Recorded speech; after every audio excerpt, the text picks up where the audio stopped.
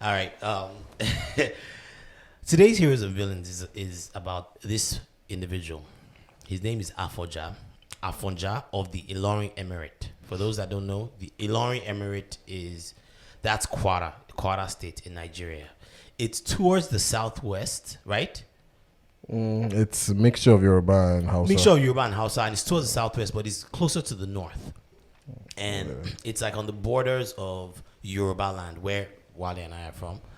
And Yetune also. Yeah. Yetune too.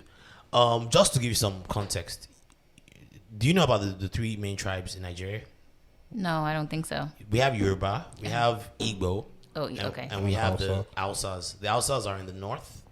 Yoruba is southeast. Yoruba is southwest, and the Igbo Igbos is are the east. east and the Yeah. south. Oh, I have heard of it then. I Yeah. didn't realize Those that. are the three biggest tribes, but there are tons of other tribes. There's almost over 300 Okay. in Nigeria. Yes. So we're very, very diverse, and a lot of them have their own unique language. Let's give you some context. But there was this one part of Yoruba land back then. This was before the colonizers came, right? And it was called Ilorin, and it was run by us. It was run by the Yorubas, and it was like the outskirts. So what happened was that we had like a military outpost there. We had like our biggest general, and he was stationed there. And you know how a general can be stationed somewhere and kind of runs the place. That's what happened, and that's how Ilorin was made. Ilorin was like I'm trying to give like an analogy that you would understand. You know how the way the U.S. has military bases in places like Hawaii, where it's like our outskirts. Right. Yeah, that's kind of how it is. We had that there, and it's like we know the Hawaii belongs to the U.S. Right. That's kind of how this was. It was ours. Okay. And there was this guy called Afonja. This name is used these days as like a derogatory term towards Yorubas. Like, so when Igbos call us, see this Afonja man, it's like a slur. What does it mean? It comes from this guy. Okay. That he was, like I said, he was the military guy that protected the Yoruba region. Okay. Yeah, and he reported to the Alaafin at the time. That was how it was done. The Alaafin is like that's like our White House almost, and back then. And so he reported to that person. So I'm going to go over his story.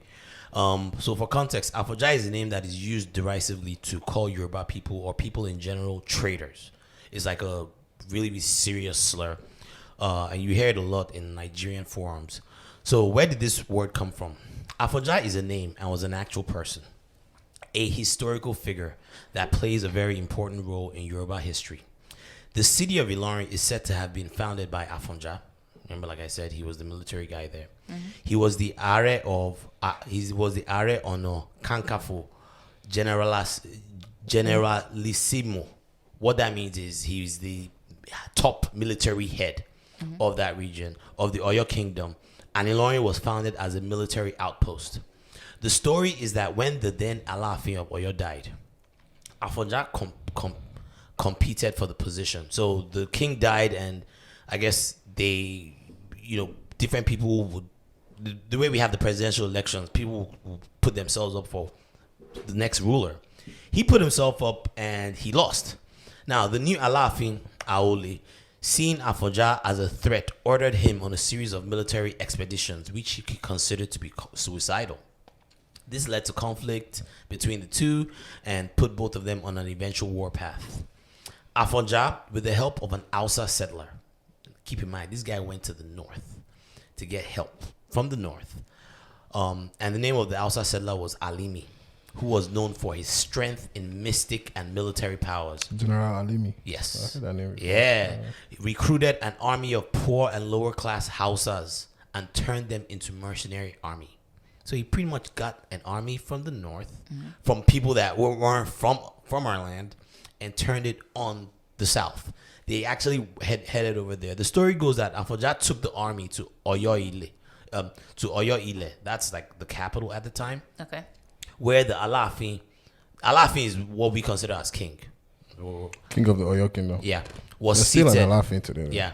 Was seated and sent an empty calabash to the palace. This is where it gets really, really creepy. You know what a That's calabash like is? dark magic. It's a bowl. It's a ceramic bowl. Yeah. So when we fought wars back then, Actually, I don't know if it's ceramic, but it's a bowl. yeah. Okay. It might be wooden. When we fought wars back then, it came with dark magic. Like it wasn't, you couldn't just Voodoo, go into juju. war. We had like voodoo, Okay.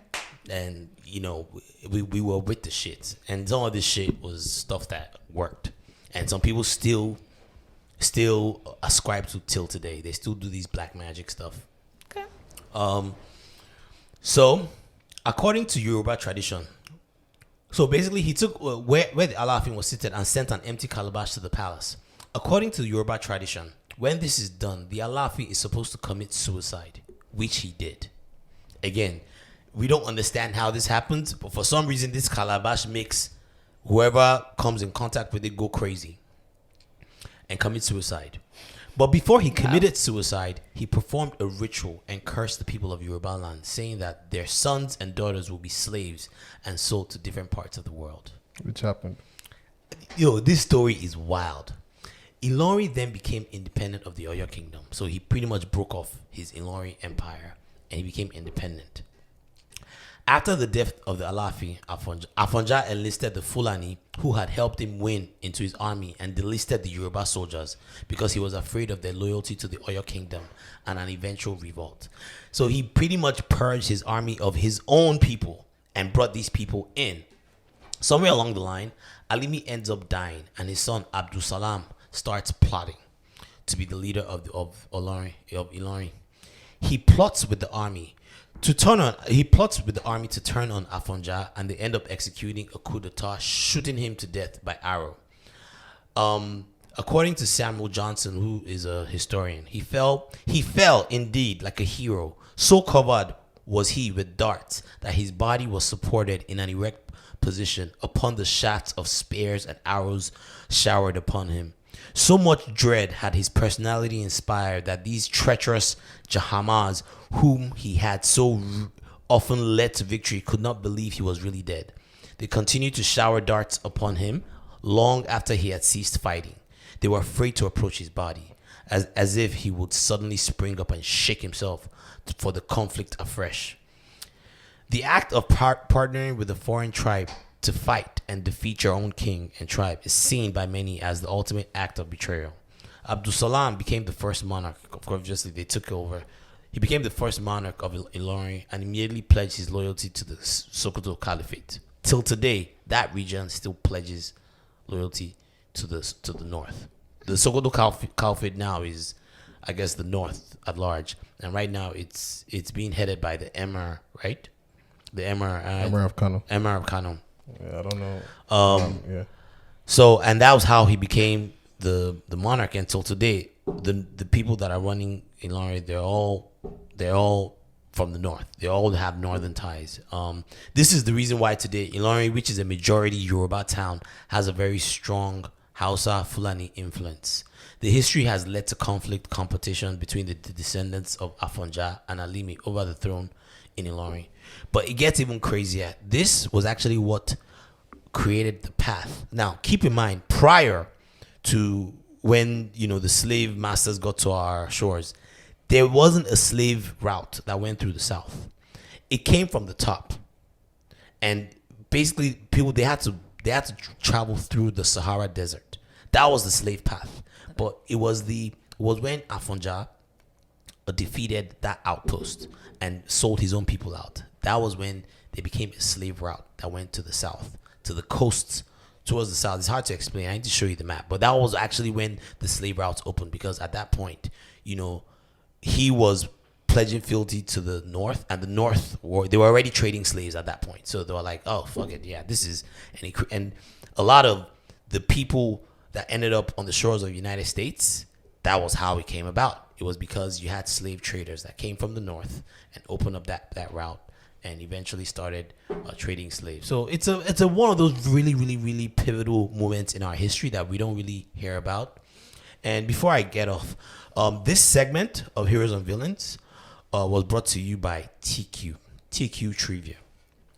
TQ Trivia, for those that don't know, you can follow them on Twitter. They are at PlayTQ Trivia, TRIVIA. TQ is Africa's daily trivia game with real cash prizes. At 9 p.m. every day, compete by answering questions about recent Niger gist and African history and culture.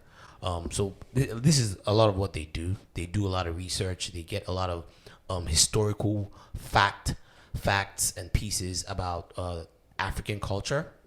And you can go on their website and you can kind of play a quiz. And if you answer the questions right, you can actually win some money. They're actually coming out with a new. I'm not sure. I think it's a new website. I don't want to misspeak. Sorry, they are relaunching next week.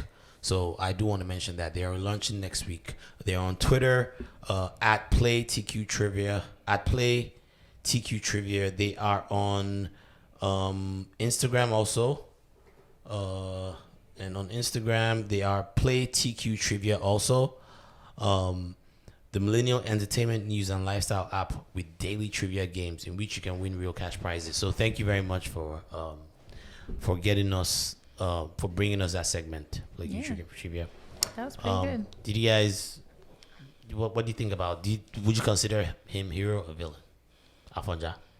I mean, I think that he sounds like a hero to me. Not necessarily. I could see why he would be a villain, but he's a hero for those that he was protecting and leading. Perhaps. I just thought it was interesting that his name ended up being like a slur that's being used till today against my people. Yeah. Yeah. That was interesting.